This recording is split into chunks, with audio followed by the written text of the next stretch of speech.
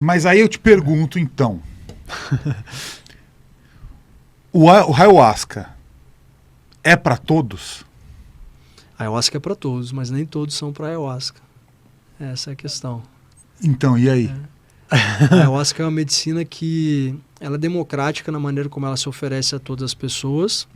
Ela tem uma cura a oferecer para a humanidade, acredito eu, tá? Nesse itinerário que ela nos convida a trilhar de reconexão com a floresta, com a nossa essência perdida, com a dimensão espiritual, mas ela impõe cuidados para algumas situações específicas. Não só a ayahuasca, a psilocibina, também os psicodélicos de uma forma geral. Normalmente as restrições estão associadas a pessoas que têm um histórico de esquizofrenia familiar ou que já tem um histórico de surto psicótico. Tá? Esses são os casos em que mais se desaconselha. Certo. No nosso caso, a gente não admite. Alguns grupos até vão admitir pessoas sob essas condições, mas a gente segue até alguns protocolos, alguns estudos científicos que respaldam o nosso trabalho. E é importante até falar, a gente está no melhor lugar do mundo no que diz respeito aos estudos científicos sobre os psicodélicos. Tem caras fascinantes aqui que estão desbravando esse território. O Eduardo Schemberg, que é um PhD em neurociência, que é especialista nos psicodélicos. O Luiz Fernando Toffoli, o Draulio de Araújo, lá da UFRN, o Siddhartha Ribeiro. São caras que estão desbravando esse campo dos psicodélicos e ajudando a instaurar um novo paradigma terapêutico para que as pessoas possam realmente acessar um novo caminho, uma alternativa que não aquela dos fármacos tradicionais, né? A gente está vendo uma crise no campo da psiquiatria hoje. A última grande revolução, até o Schemberg que comentou isso, que a gente vivenciou na psiquiatria, foi na década de 80 com o Prozac. Desde então, as coisas ficaram meio que estagnadas por falta de pesquisa, falta de investimento, de fato, né? E aí as razões, se a gente for entrar aqui, são das mais conspiracionistas e ao mesmo tempo, por isso, as mais plausíveis possíveis. A razão pela qual a indústria realmente não quer investir nesse campo, porque são tratamentos que são seguros, que são eficazes e são rápidos. E duram a vida inteira. Exatamente. Então eles são duradouros, eles são mais seguros, eles são mais rápidos, os resultados são obtidos de maneira mais rápida, porque não é um tratamento continuado que você vai precisar ficar tomando durante anos. Muitas vezes com uma única experiência psicodélica a pessoa já consegue alcançar o que ela estava buscando, sem nem mesmo saber o que ela estava buscando, mas ela sai dali muito diferente do que ela entrou.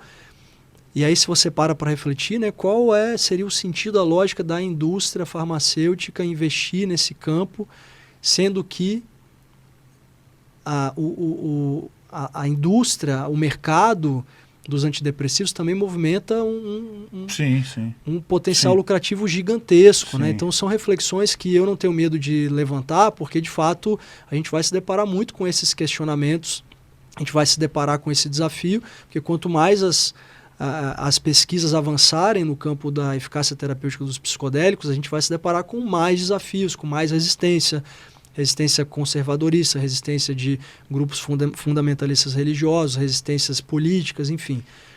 Tudo dentro do contexto, né? São desafios que a gente sabe que a gente enfrenta quando a gente está prestes a dar um grande salto na nossa evolução. Então está tudo dentro do contexto.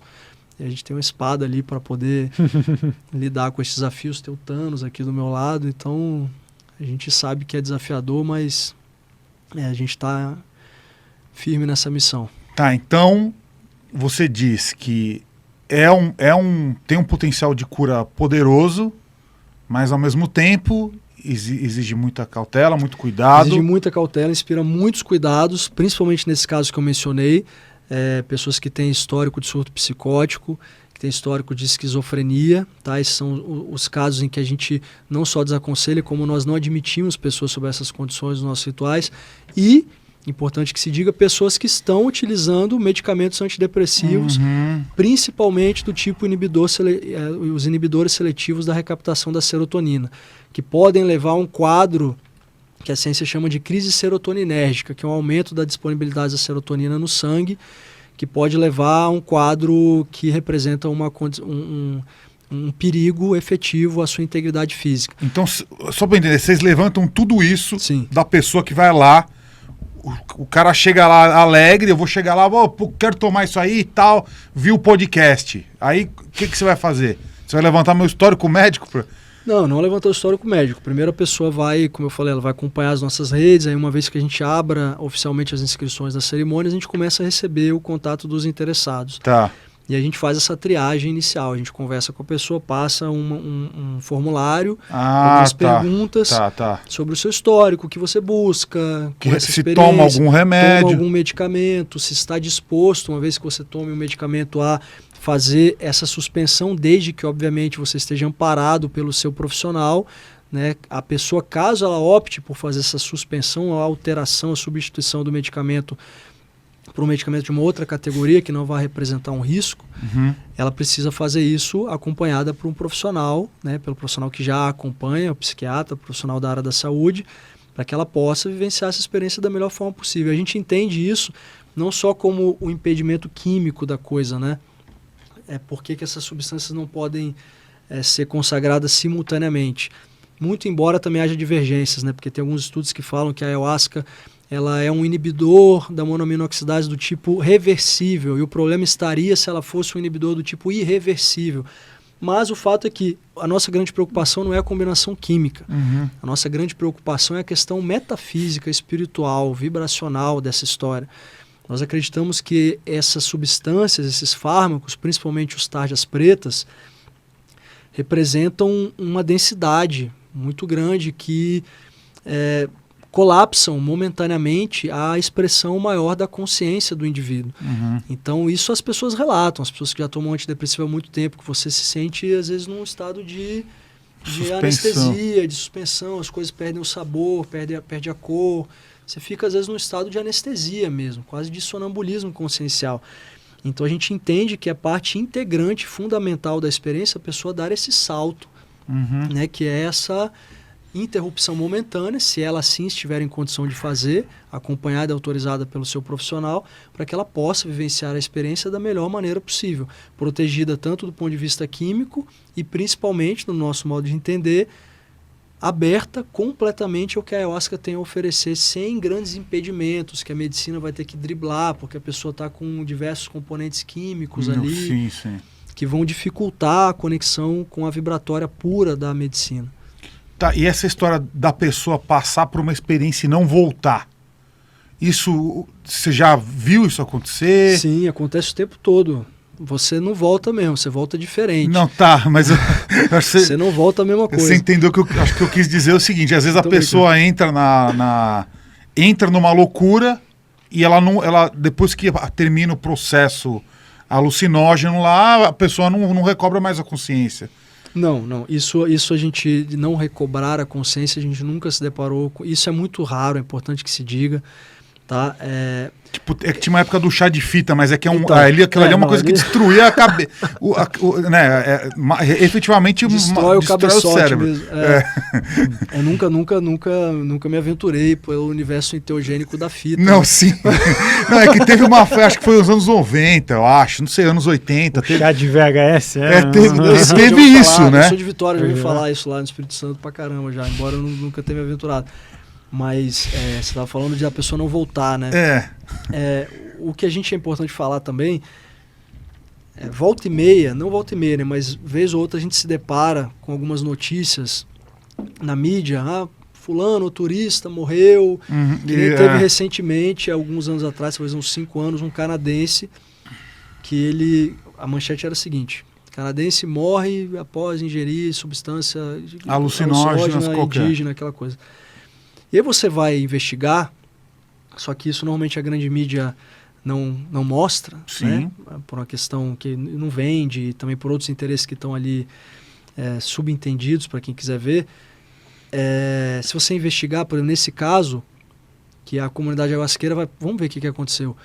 Simplesmente o cara, ele pegou a medicina, levou para um país que tem uma legislação proibitiva, aí já começa a história um pouco errada, né?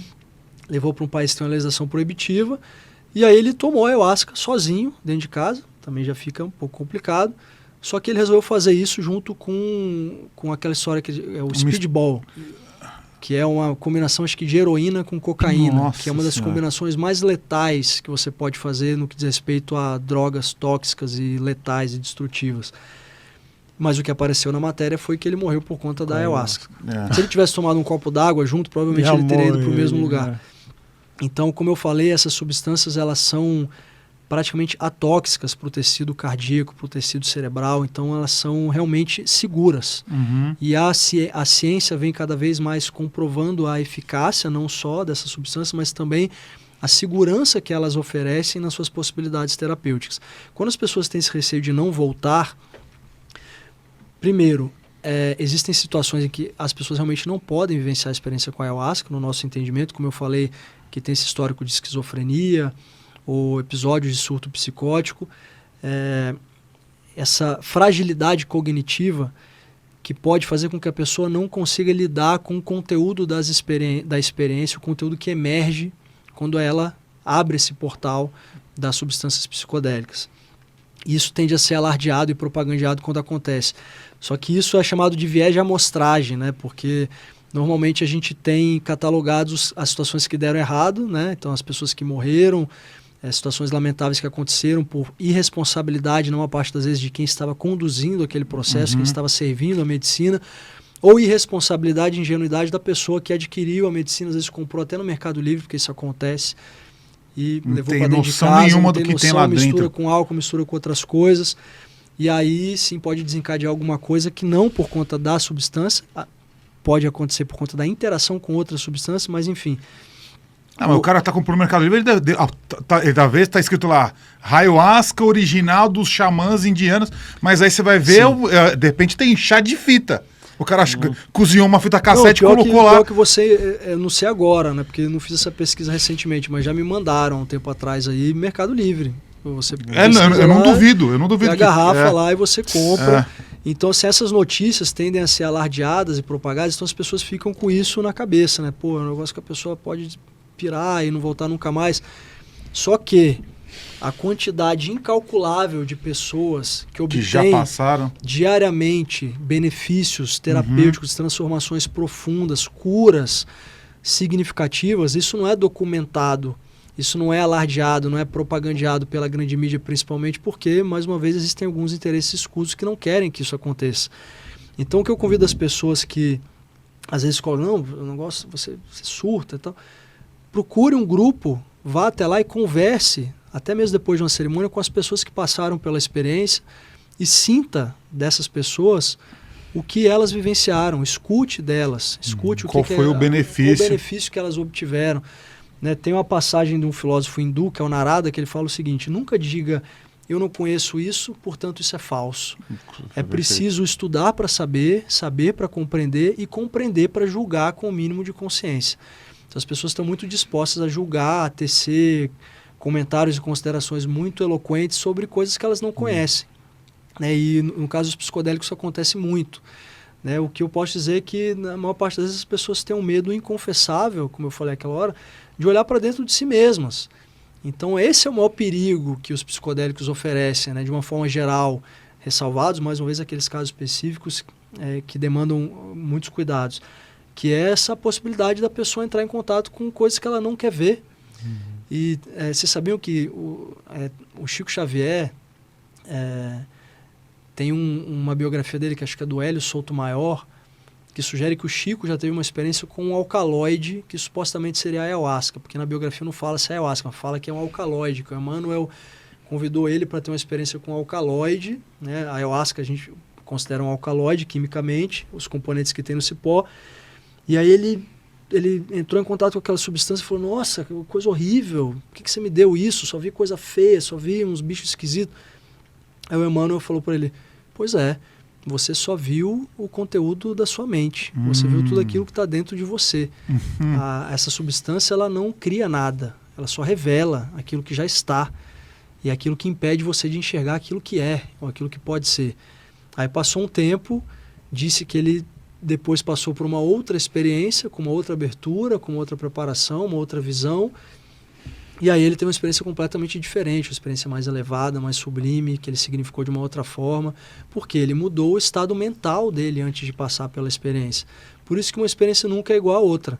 Mas o que eu posso dizer é que se você tem as condições físicas e psíquicas que nós observamos antes das pessoas se elegerem para participar da cerimônia, tudo que a ayahuasca vai te mostrar é aquilo que já existe dentro de você. Ela não vai criar nada externo.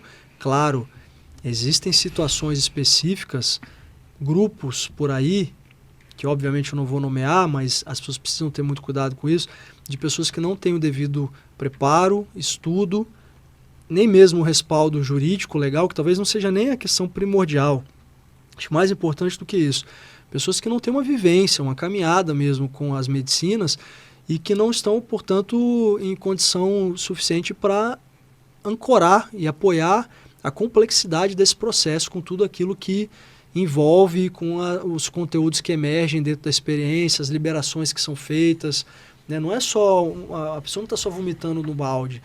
É uma energia que está sendo liberada e aquilo tem que ser o tempo todo transmutado e movimentado dentro do salão. Essas energias precisam ser encaminhadas. Então, é um trabalho que na dimensão invisível ele é muito complexo, ele é muito desafiador e demanda um estudo, uma preparação e uma reciclagem constantes para quem quer se aventurar por esse caminho. As pessoas tendem, às vezes, a romantizar. Não, eu tomei 3 vezes, agora eu vou começar a servir a ayahuasca, eu vou servir alguma medicina.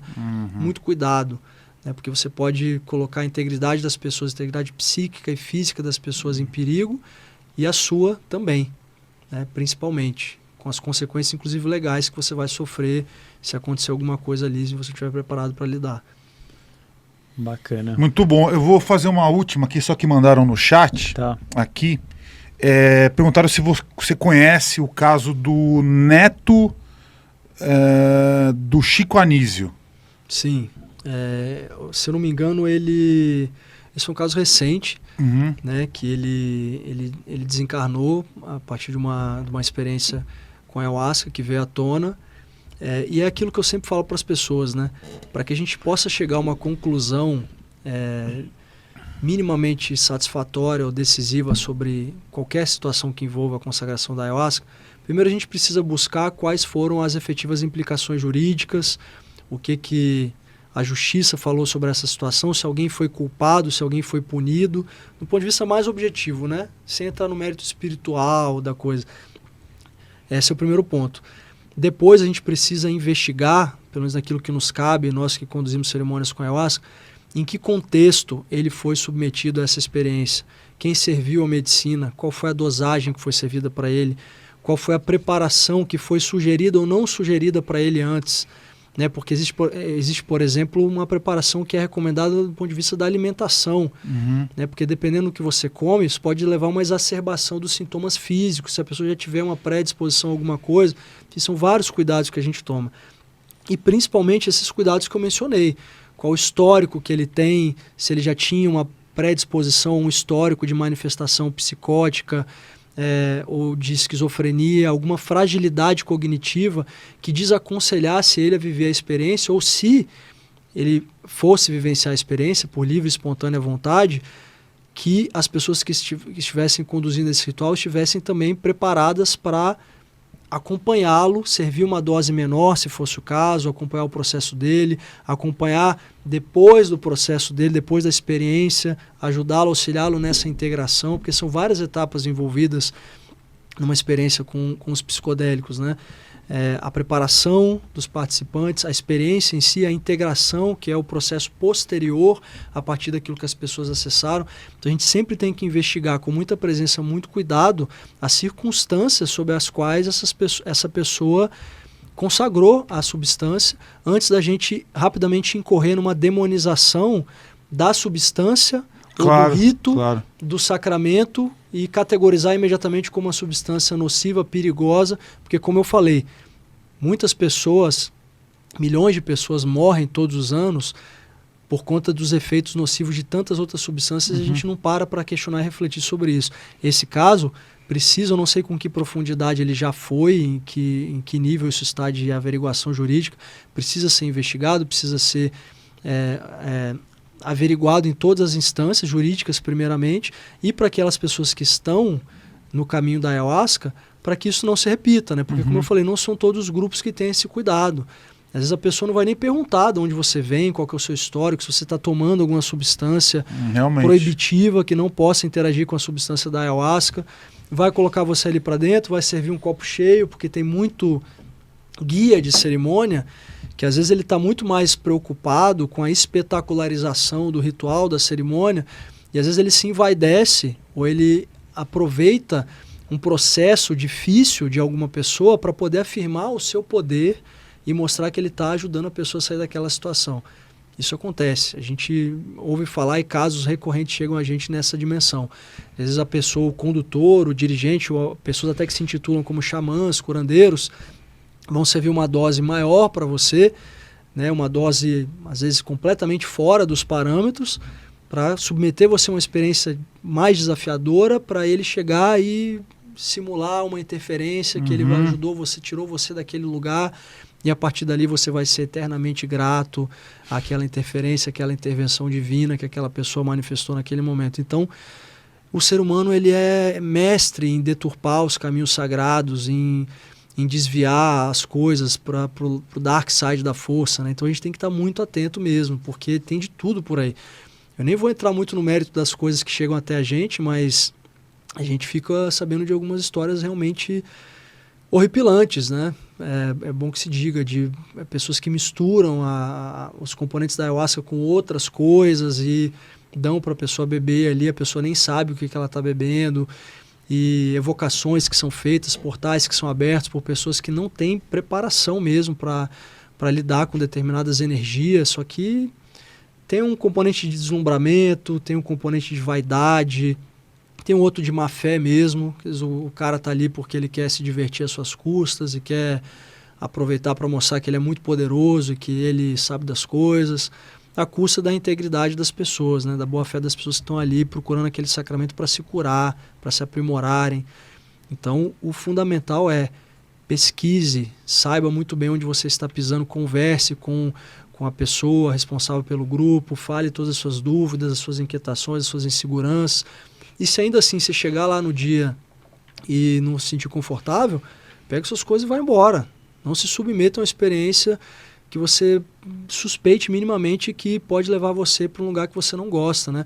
Situações de abuso que tem chegado recorrentemente para a gente também. Então tudo isso é importante a gente falar aqui, que hoje tem inclusive eu vou colocar no stories do nosso Instagram, para quem tiver curiosidade de seguir, uma página que está hoje compilando denúncias, situações de abuso dentro de rituais com plantas de poder, principalmente a ayahuasca. Abusos físicos mesmo, abuso moral, assédio, às vezes não necessariamente uma intervenção física. Isso se dá às vezes numa dimensão muito mais sutil, da influência, às vezes de pedir alguma coisa em troca, aproveitar de um estado ampliado que a pessoa está e que as pessoas podem se tornar facilmente influenciáveis, porque você está ali numa condição de vulnerabilidade, de entrega, mesmo quando você se coloca nessa situação, e facilmente a pessoa pode se aproveitar desse contexto para falar, então, se você quiser deixar aqui tal coisa, um pix, ou você precisa voltar agora para retribuir, enfim. Então, as artimanhas são muitas. Sim. Então, vai desde o abuso mais explícito, situações que acontecem, tem chegado para a gente com cada vez mais frequência, e outros tipos de abusos e outros tipos de barbaridades que acontecem, porque, como eu falei, a gente vai se deparar com muitos desafios na proporção em que as medicinas da floresta e os psicodélicos se expandem no seu potencial terapêutico. Vão ter pessoas buscando, porque realmente estão precisadas, e vão ter pessoas querendo se aproveitar dessa demanda, né? Se aproveitar para lucrar, se aproveitar da fragilidade das pessoas, para poder induzir, para poder manipular, influenciar e por aí vai. Então, muito cuidado, porque não é brincadeira, são substâncias complexas na maneira como elas se apresentam. Então, se você quer vivenciar essa experiência, procure um grupo de confiança. Muito cuidado se alguém te oferecer, não, vamos lá tomar lá em casa, comprei aqui, porque realmente você pode entrar num lugar desafiador. Se não tiver alguém do seu lado preparado minimamente para te acolher, para te orientar naquilo que você manifesta, você pode lidar com desafios muito profundos. E pode, inclusive, aí sim colocar a sua integridade em risco. É a velha história, a frase clássica do Homem-Aranha. Grandes poderes, grandes responsabilidades. Porque realmente é uma combinação poderosa, né? Sim. É muito cuidado que tem que ter mesmo. Quem está guiando e quem está procurando a experiência.